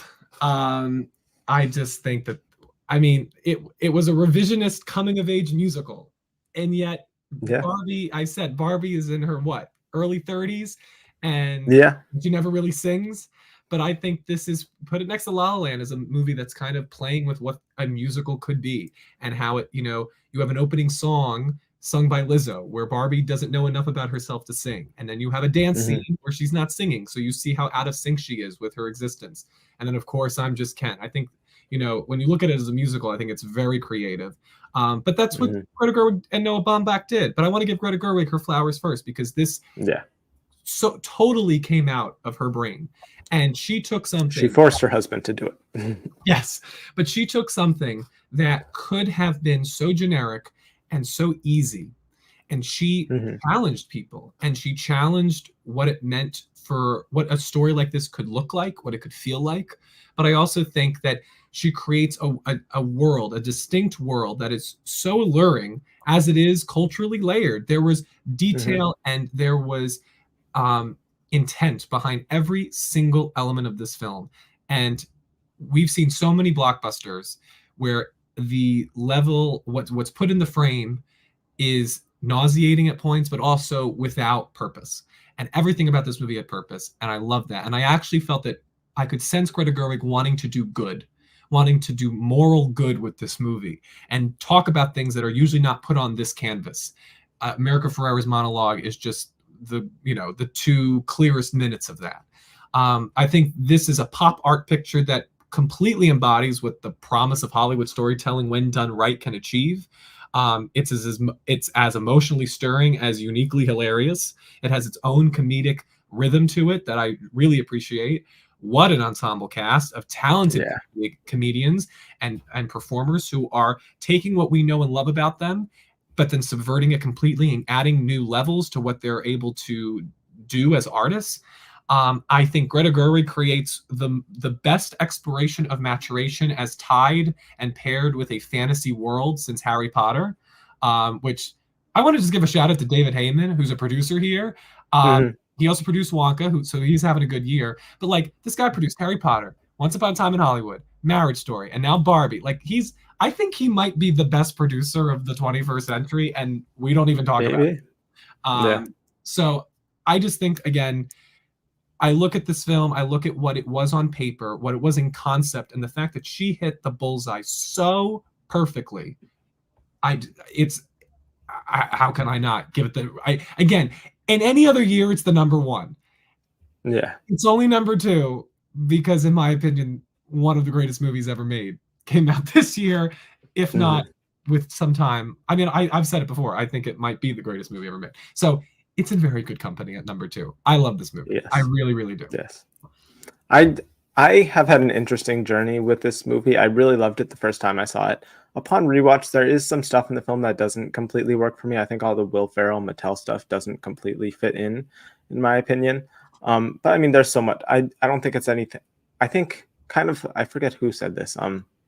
There are some films I think like Poor Things that I think, and other films that came out this year that deal with gender and femininity in a way that's I think a little more complex, a little more of what I lean more towards than I think that's more like a gender studies like 302, whereas I think Barbie's a little more simple, which there's nothing wrong with that. It's like a gender studies like intro class. And there's a reason it's so successful. I think that works for a lot of people. I would have, it's hard to say. I don't think she would have been able to do it because given the corporations working on the film, I would have liked it to be maybe a little more complex. There's, I think, some stuff that didn't, like the Mattel stuff, and I think America Ferrera's monologue also doesn't completely work for me. But it's very funny. It's a great musical moments. I still really enjoyed it. Just didn't quite make my top 10. So yeah, I think it's. I think what you say is correct. You know, it's not the most complex movie when it comes to all that. Poor Things is definitely the graduate course, and this is the undergrad. yes, But I also think that, and this is what I try to voice when I'm in film classes or wherever discourse I'm in. I think there's a when I look at like I direct a lot of youth theater, and so I saw the excitement that this movie had, particularly with like 10 to 15-year-olds. And if this is the movie that's getting people to ask certain questions and to explore certain topics that I mean, how many people know what the patriarchy is now that maybe didn't because of this movie? And that's why I think, yes, it can be simple, but I also think that it's there's nothing wrong with being simple. Exactly. And I think that's what I wanted to say. And I also have to acknowledge it. Like, what was I made for? I have to mention it. It's maybe my most emotionally, it's the emotional high point of the year. And again, I just love the music and just everything. I've talked about origin as being important, and we're going to talk about my number one, which is important. But I do think that this was such an important film when looking at what a blockbuster can be, and also just what a story. Now that we're really coming into Hollywood, like Hollywood's getting comfortable with telling female stories from a female perspective. This is really important from the history. This is not.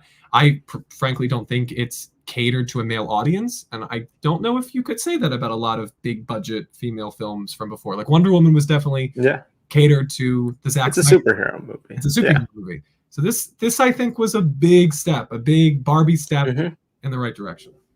I agree.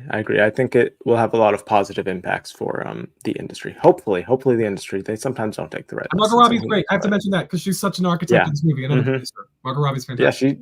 She pretty much started the whole thing. She came to Greta Gerwig, and Greta Gerwig took her husband along with her. I agree. My number two is a film I think. Well, I'll just give some brief thoughts on, and then I think we can maybe transition to someone else's thoughts on it. My number two is Oppenheimer.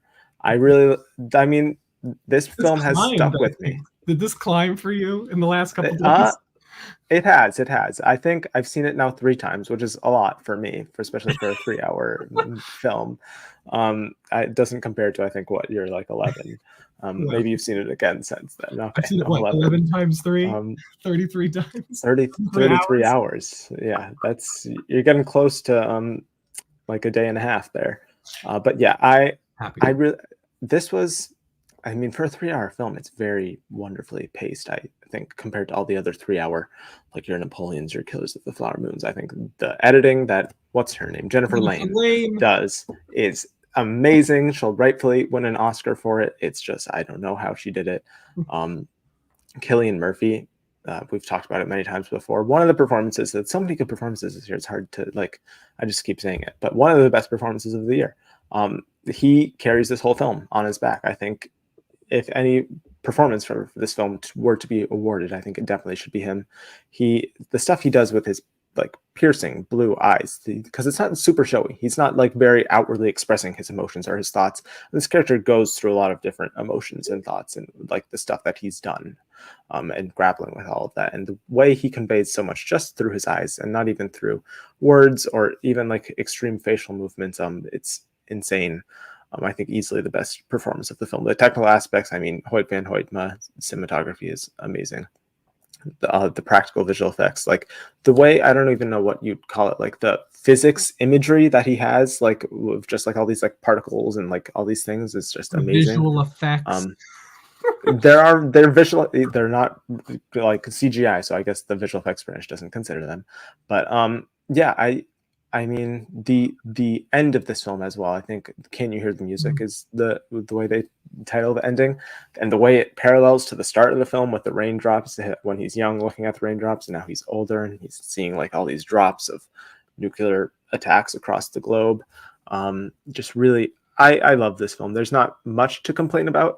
I think you would know my one complaint if you were to guess. I think Emily Blunt's character and Florence Pugh, but I think Florence Pugh character has kind of served her purpose. I would have liked to have seen more from Emily Blunt's character, especially knowing who like Kitty Oppenheimer is in real life and how I think she was a scientist in her own right. And I think the fact that she got stuck at behind this great man of science when she was also a great woman of science and stuck in a life of domesticity.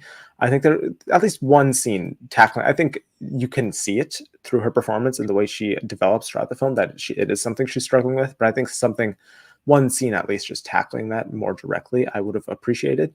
But that's really my only complaint. It's a true epic, one of the, I think, best films of this century thus far, and I think you would definitely agree with that because it is. I'll let you do the honors. My number one, yes, and it's also my number two of all time, right after La La Land. I love this movie. Yeah. I mean, I think for people of our generation, I think Christopher Nolan is such an important figure because he represented what film can be. He's our Spielberg in many ways. And The Dark Knight, Interstellar, these are movies that really showed us the unlimited confines of what can happen with film. And I truly believe, just like Origin is Ava DuVernay's opus, I truly believe this is Christopher Nolan's. Yeah. And why I'm so happy that he's on his way to the Academy Award. And he's winning. There's a certain joy I will get from the entire Dolby Theater giving him a standing ovation when he wins his Best Director. Because he is such a great filmmaker. And what I love about him is he doesn't look down on his audience. He has an intellectualism in his blockbusters that I so admire. And I think he makes his audiences smarter. And that is an incredible achievement. He makes you feel like you understand physics somehow. And I don't. My grandmother, 84 years old, feels like she understood Oppenheimer. And that just shows you how good of a filmmaker he is. But yeah, I think everything you said, except the Emily Blunt thing, because I love Emily Blunt in this movie. I love her in the movie. I just think she needed more. We've had this debate. I'm sure they'll do a super. We've had it. Times you mentioned it, but I think it's. I've seen it. Yes, 11 times, and it gets better and better every time. I think that it is a reflective mosaic of the show. I think what's great about this movie is it showcases the power of genre. I mean, every Christopher Nolan film is built on the back of film noir, and this film is no different. You know, you have voiceover, you have black and white, you have, you know, the intrigue that you see a lot in films of that genre, and you can see that throughout all his work. But I think there is an element of coming of age. There's the courtroom drama. There is a little bit of, he describes the second act as a heist film, and you could see that a little bit as far as like assembling a team and getting the thing ready. I just think that there's Western elements, there's a horror element. I mean, there's so much underscoring with Ludwig Göransson's fantastic score that you could almost, I described it as like this dark opera when I came out. It has musical elements as well. Surprise, surprise. It works with the sound very well. So they're like connected, and the stomping of the feet, that gym scene is, I think, one of the best scenes of the year as well. Stuff like that, stomping of the feet, great signifiers that completely ground you into the story itself. I just, everything about how he weaves this interconnected narrative that shows you different perspectives, like Anatomy of a Fall is talking about subjectivity versus objectivity.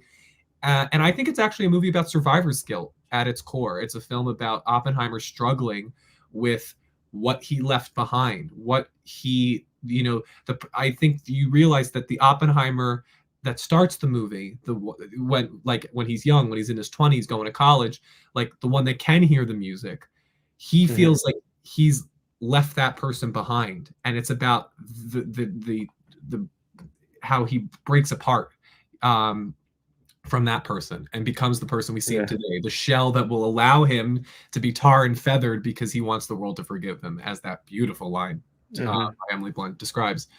Yeah, it's a tapestry of top tier talent. This crew is, and just they really captured what it means, like the experiential euphoria of film, what it means to experience film. Seeing it in IMAX 70 millimeter, what an experience. I know it's not an experience that's afforded to every film, but I'm glad that Christopher Nolan, who has the capability to do so, is prioritizing that.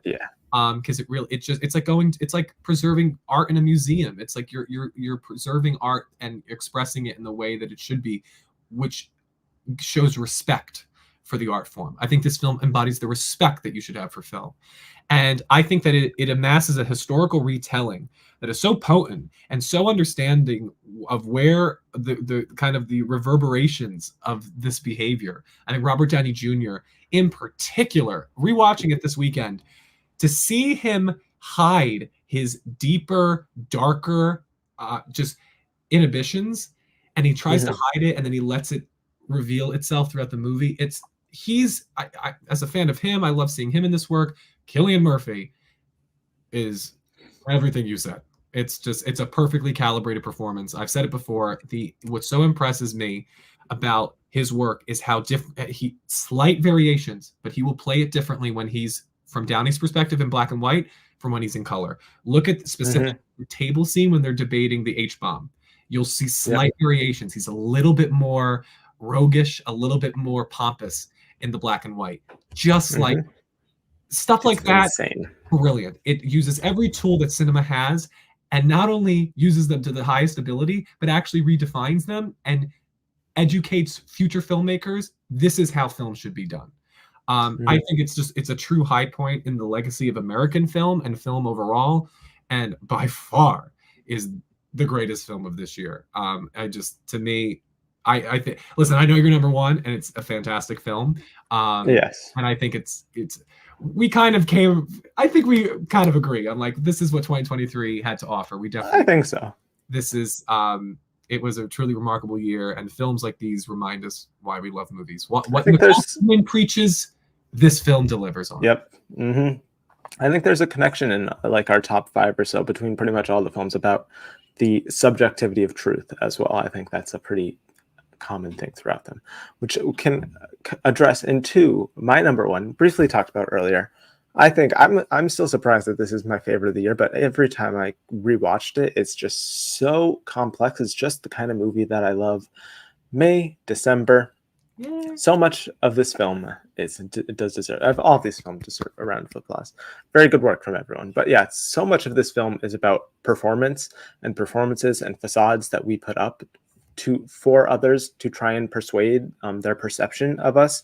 And you start this movie with a perception of all 3 of our main characters here, and as the movie goes on, the performances and the facades that they put up begin to unravel, and to the point where you get to the end of the film and your perception of all of them is completely different. It starts out a little early on. It almost starts out a little bit like a mystery of sorts, as Natalie Portman watches this like couple and family and all of the fronts and performances that they're putting up that slowly unravel, kind of like a mystery in a way. But unlike in those other like mystery-esque movies, she's not like a journalist. She's not a detective. She's an actress. So she's not looking for the actual like subjective truth. She is looking for a truth that she can infuse into her performance. She doesn't care what is real. Yeah, exactly. Exploit it. Yeah, it's what I love about the film so much. All of these characters are deeply complex because she is selfish and she wants to exploit these people almost in the same way, not nearly as bad, but Gracie exploited what's his name? I forget his name. Joe. Gracie exploited Joe, and I think Natalie Portman, not in nearly as bad of a way, but her character exploits Joe as well in this film.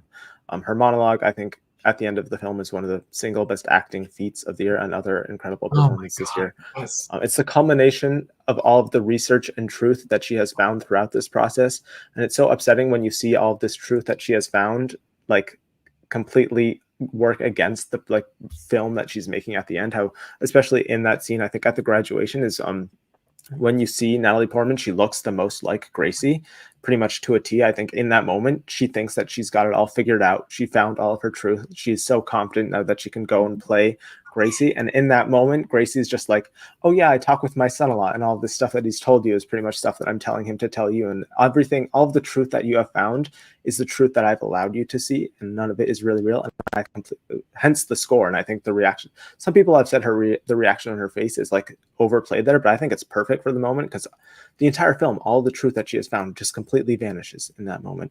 And that I think is why she is struggling so much in that final scene where she's shooting the film, and she keeps saying back and forth. She keeps saying she's trying to find something true in that scene, because everything that she found before completely gone. Charles Melton is just, as we talked about earlier, one of the best performances of the year, a true revelation. You can see in the physics, I think he does the best job with the physicality in his performance here. He behaves still like he is that 13-year-old boy.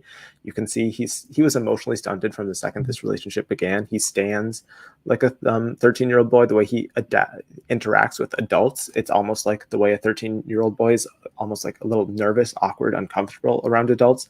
But the way when he's talking about something he's passionate about, like the butterflies to Natalie Portman, you can see that child come out of him and that passion. And it's just, and yeah.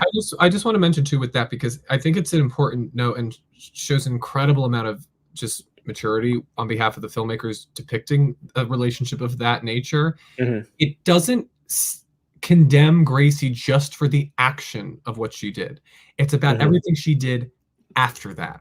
And that, Yep. I think that's the harm. It's when you rewrite the experiences of the individual to ease your own actions.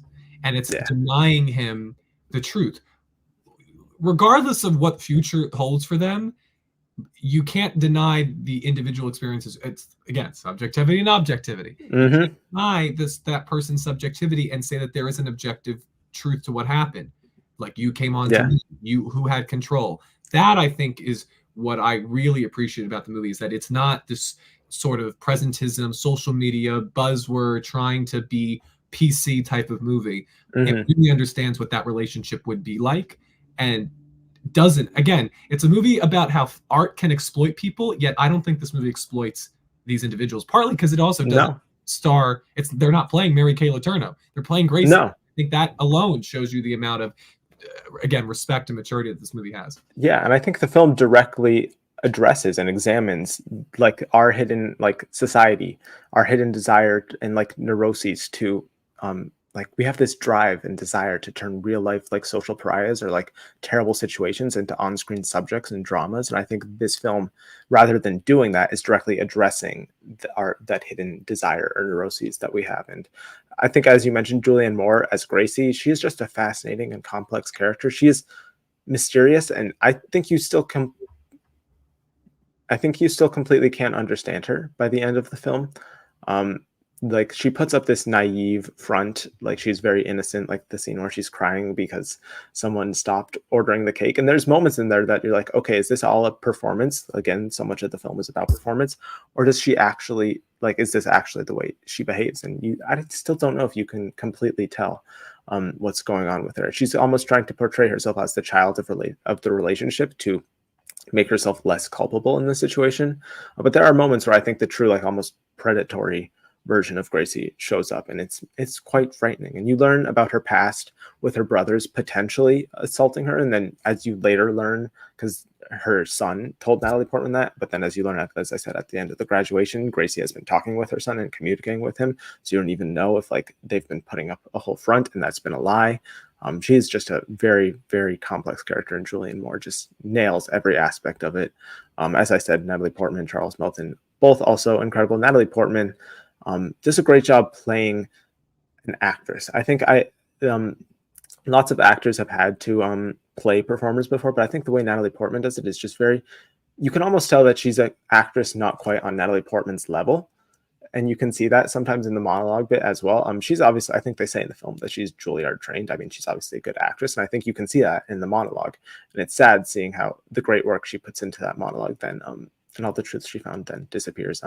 As I think someone just mentioned in the comments, Charles Melton crying at the graduation, I think that's the emotional catharsis of the entire film for me, that and the butterfly scene. I think he is the emotional centerpiece of the film, because those other two characters, these two women in the background, you can't quite, neither of them are very relatable or like emotionally resonant or connectable because to different extents they're not hopefully you're good not people. identifying with these women. Yeah, they're not very good people. But I think there's elements where you do. There's certain quirks about them. There's certain moments when you can put yourself into what they're experiencing. I think it's the line between empathy and sympathy. And I think this is a movie that knows when to be empathetic towards the characters and when to be sympathetic and when to keep you at a distance. And I just can't imagine how this is a feature screenwriting debut.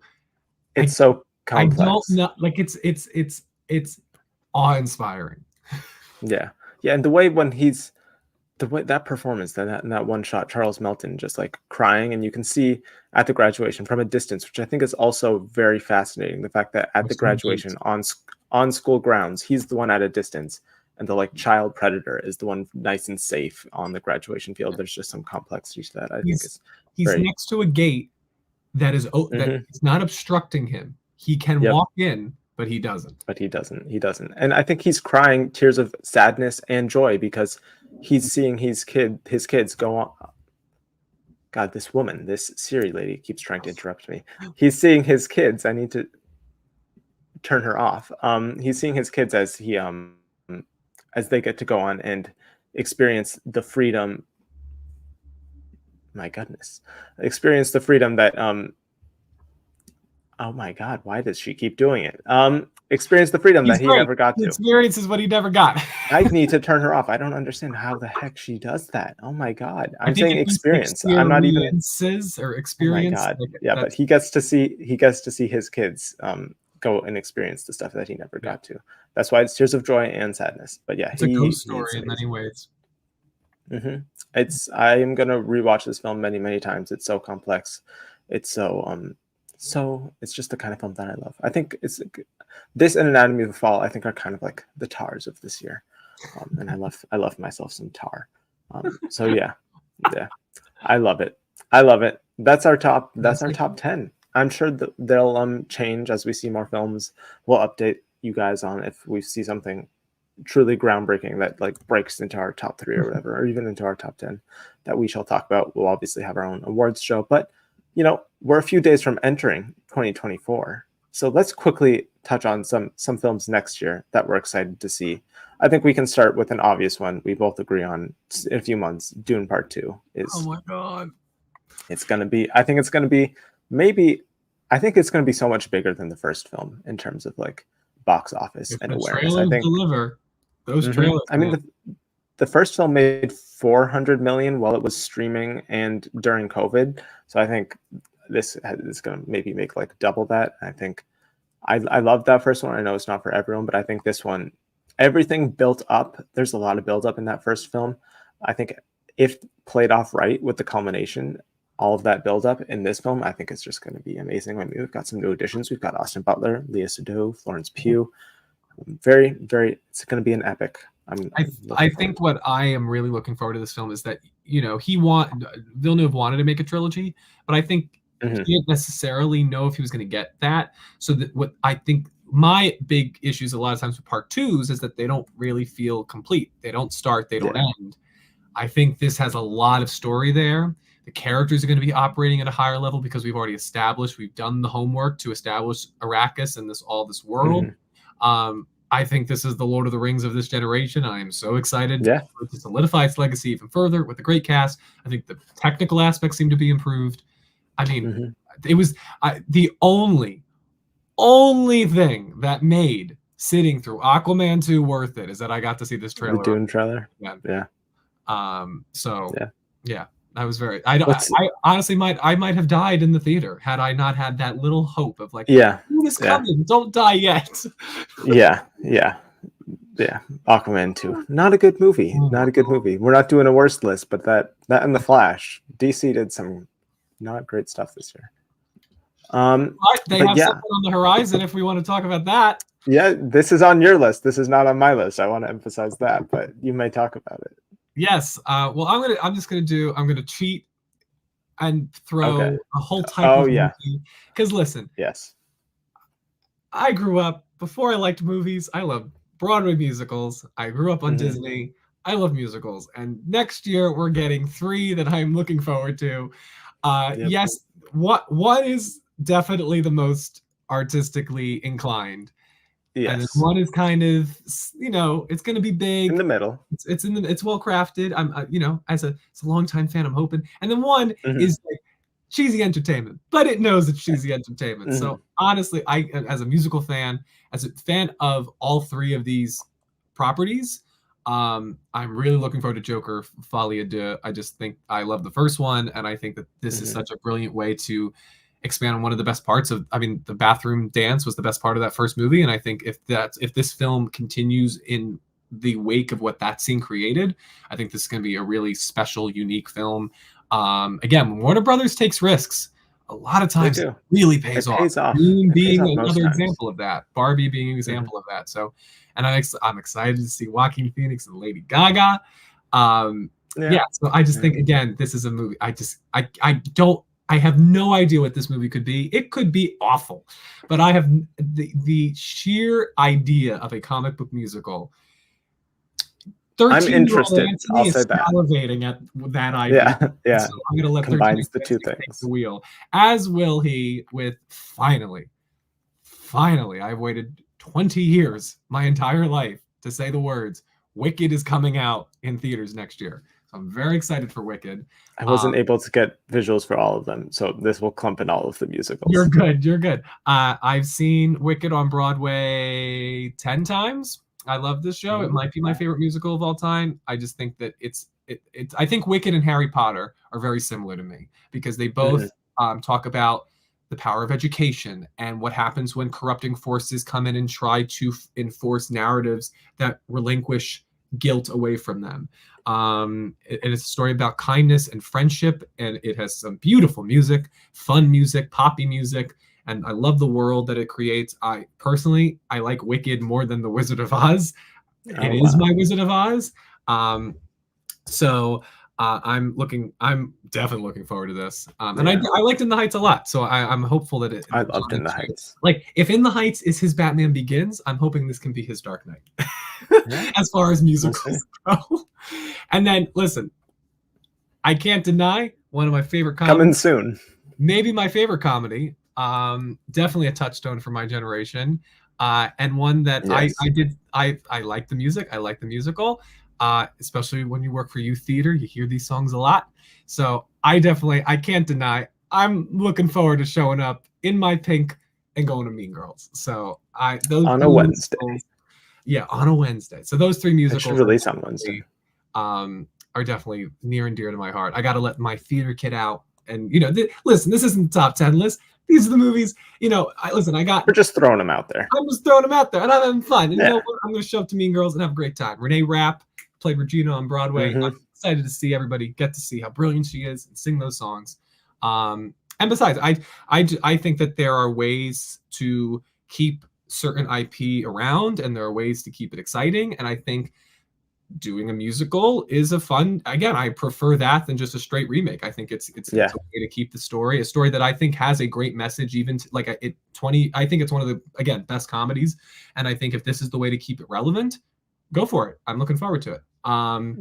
So that's my little clump of musicals. Your little musical clump. Well, I shall bring up I think easily my number one most anticipated for next year. I am just insanely excited for this one. We potentially got 2 films from this director coming out next year. Challengers, that trailer just still plays on repeat in my mind every day with the Rihanna song in the background. Luca Guadagnino is one of my favorite working directors. You've got 3 of my favorite up-and-coming actors here. You got Zendaya, you got Mike Faist. Mike Faist needs, he should have won the Oscar, if we're being honest, for West Side Story. Another discussion. Josh O'Connor, obviously incredible on The Crown, rightfully deserved. Zendaya and Josh O'Connor, incredible TV work, both rightfully have won Emmys. Great actors. I love just the tone that the trailer presented. It just seemed like so much fun. I doubt it'll be like super artsy. It seems like maybe Luca's one of his more commercial appealing films, which is fine. I like plenty of commercial films. I don't know how many commercial films I just had on my list, but I'd like commercial films. Listen, it could be like what Shutter Island was for Scorsese. It's still going to be a great movie. It's going to be so much fun, and I don't know. I have a great It comes out a week after my birthday as well. It'll be a great like birth week movie. I'm just very excited for it. I thought the trailer was really fun. I love all the actors. I love the director. I think I should also. I don't have any image for it because we don't know anything about it. But it seems like Luca Guadagnino's Queer is also going to be coming out next year with Daniel Craig and Drew Starkey, which seems more in line with the usual kind of films that he does do. So I'm looking forward to that one a lot as well. But yeah. Challengers. Yeah, I mean, Challengers is definitely on my list. And I mean, it has to be one of the best uses of a song in a trailer ever. So good. So good. But yeah, I think this is. I just look at it, and is it adapted from a book or anything? I look at it. What maybe. a story! I don't know. I can really feel that this is like a fun, cool story. I can't wait to sneak into. I know you didn't love this movie, but I feel like this could be the Saltburn of next year. I still had a great time watching Saltburn, so. If it's that entertaining, I won't have an issue. Hopefully, it maybe has a little more substance to it. But I need to start seeing this trailer in the big screen. I don't know when it's going to start playing, but they need to start playing. Go to Anyone But You. That's where I saw it. Oh, really? Okay, maybe I need to see that movie then. Okay. All right, my next one I think is one that we both agree on, which is what I think could end up being the Blade Runner of the 21st century. That is Mickey 17 from Bong Joon-ho, his follow-up to his Oscar-winning Parasite. I mean, listen, you got Bong Joon-ho, you got Robert Pattinson in a sci-fi Toni Collette. Sorry. Sci-fi movie about memory. That's it. That's all you need to know. I can't wait to see it. I'm looking forward to seeing this image that we have been gifted. Yeah, this is the whale, kind of like the whale. This is the one thing we have supposedly coming out in March. I doubt it. And Mark Ruffalo's in it, and Naomi Ackie is in it. I'm so excited. I didn't know Mark Ruffalo was in it. Stephen Yeun's in it, which is exciting. Toni Collette's in it. It's a great cast. Yeah. I'm excited. Great cast. I'm very excited. We really know nothing about it. I think it involves cloning is really all I really know.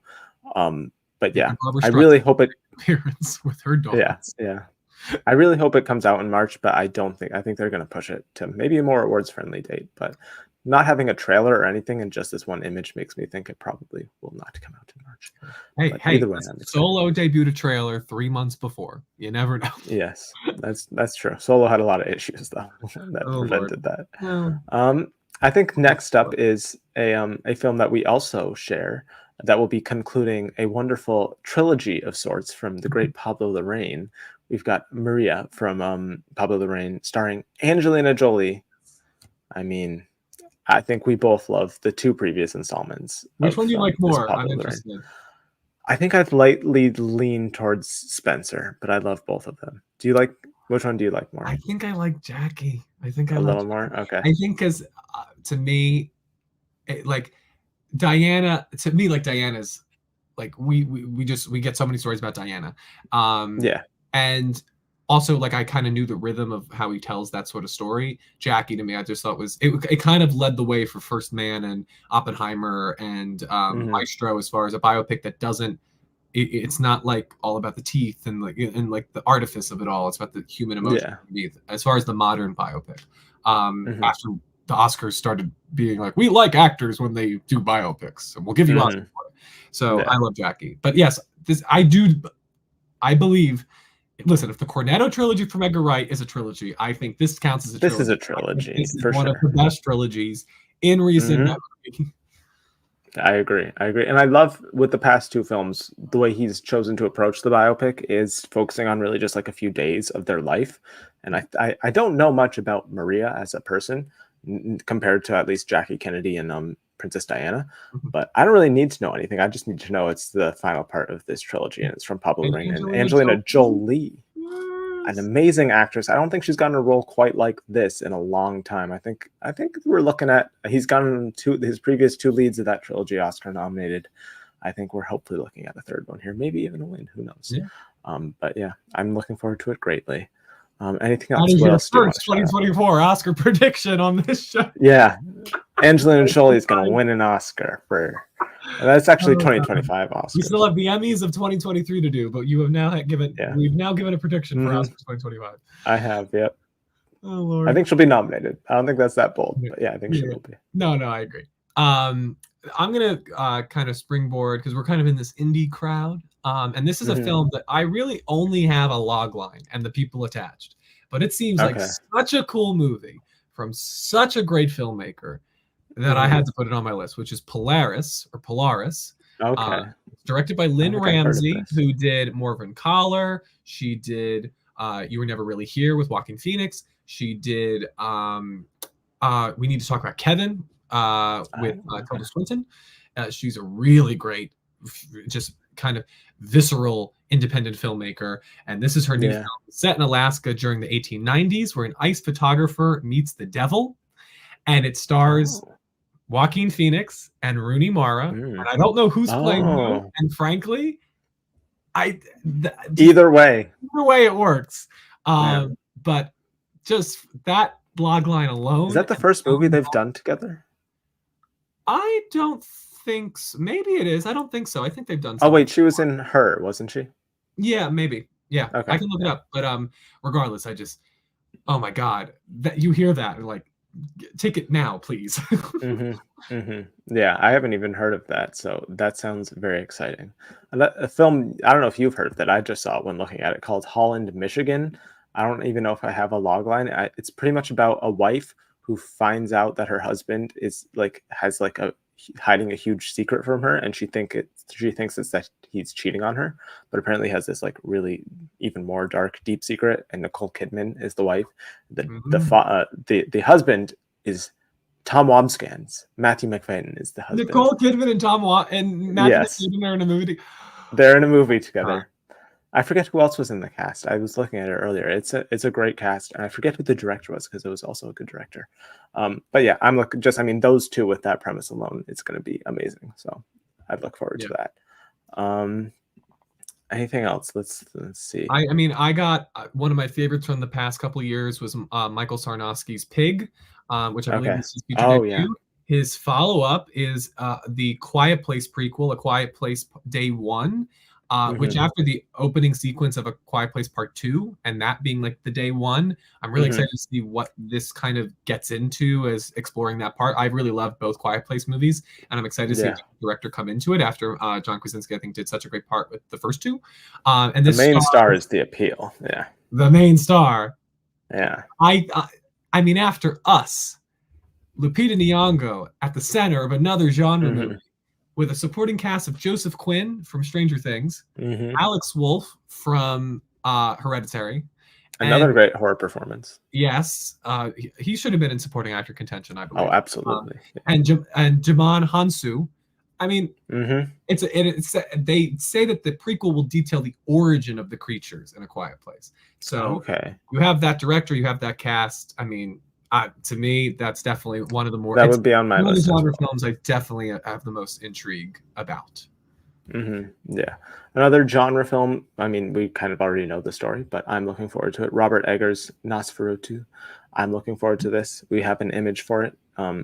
It comes out in December. Interesting release date choice. I think that maybe implies that they think it has some award season hopes. I don't really have much to say other than that combination of the cast, the subject, and the director is pretty exciting.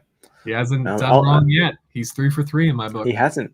I agree. Another combination of cast, director, and subject that I'm very interested in, so it would be on my most anticipated. It's Lee Isaac Chung is doing a Twisters movie with a phenomenal ensemble cast that I'm interested to see what he does with it, because he's a great director. So I'm very interested to see what comes of that. I think another director we have to mention, unfortunately, we had to wait a little bit long for this one, but Jeff Nichols' new film, The Bike Riders.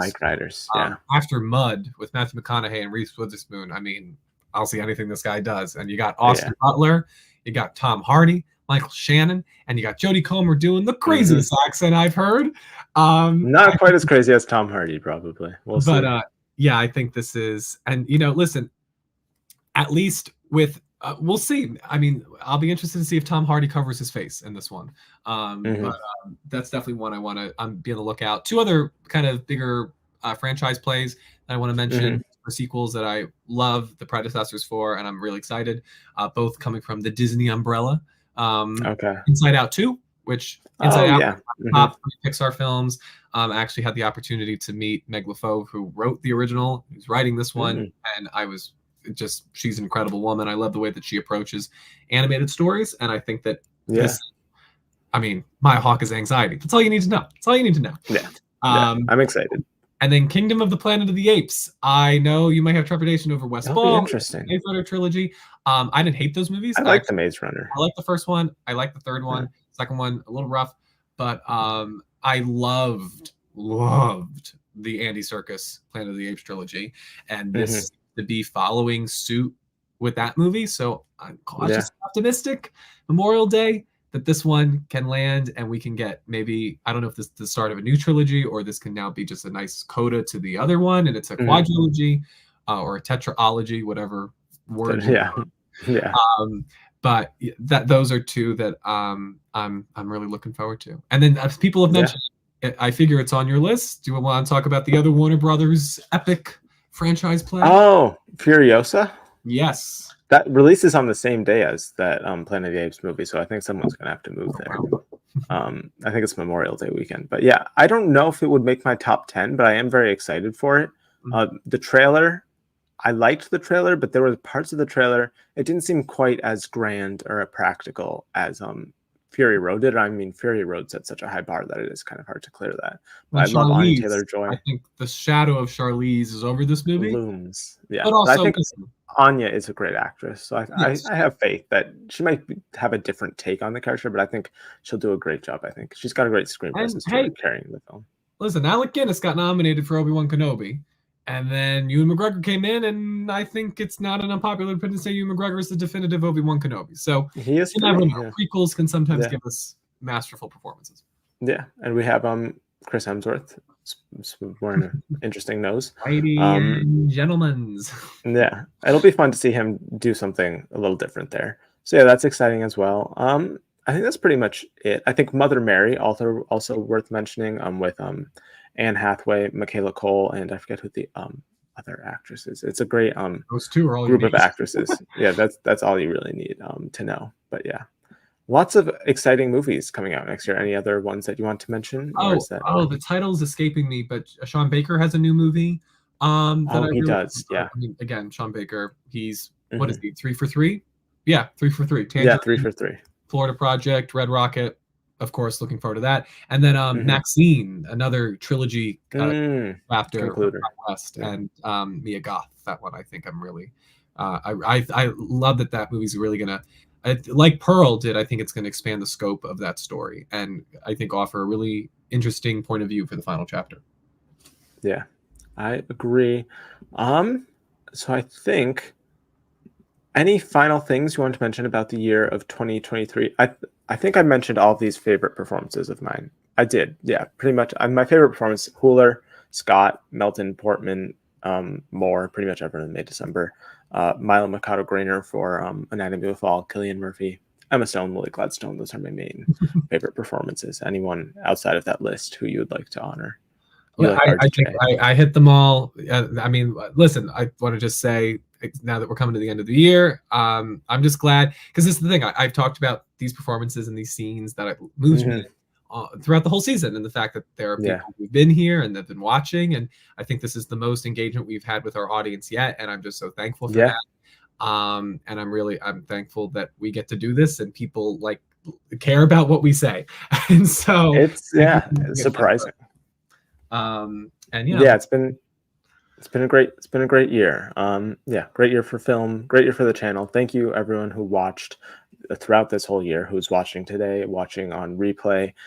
We deeply appreciate you. Please join us in 2024, where 2024 is going to be crazy, especially in the next few weeks. We got the Emmys. We got the Emmys. We got the Emmy ceremony. We got the Golden Globe ceremony. I think they're within 2 or 3 days of each other. We've got PGA, DGA, SAG nominations coming out before Oscars nominations in the middle of January. And then we've got our own awards that we're going to have to show at some point in there. And then we're going to have to start predicting who's going to win these Oscars. Some serious stuff. Who's going to take home the gold? Right now we're just dealing with nominations, but which I contend is harder. I think once we know it is. Yeah. I can whittle that baby down. Yeah. I like this period the most, honestly, because it's more up in the air. I think you reach a certain point in the season where you're either there's one definitive winner or there's 2 people who could win, and it's gets a little less exciting. But great year for film. Share your thank you all for watching down below, please. Yes. And also what you're anticipating next year. We'd love to see them. Yes, I would very much like to see them, see how much alignment there is. And of course, the list, as we said at the top, always changing because we're always seeing new 2023 films. So yeah, thank you all for watching and joining us this incredible year. We'll see you. I don't know what we have planned next. I'm sure we'll have something soon. So yeah, we'll see you for that. Yes, soon, at some point. This might be our last video of the year. I would guess it probably is. So happy 2023 and happy new year to everyone. And we will see you in the video. We'll see you next year. See you next year. See you in 2024. Bye-bye.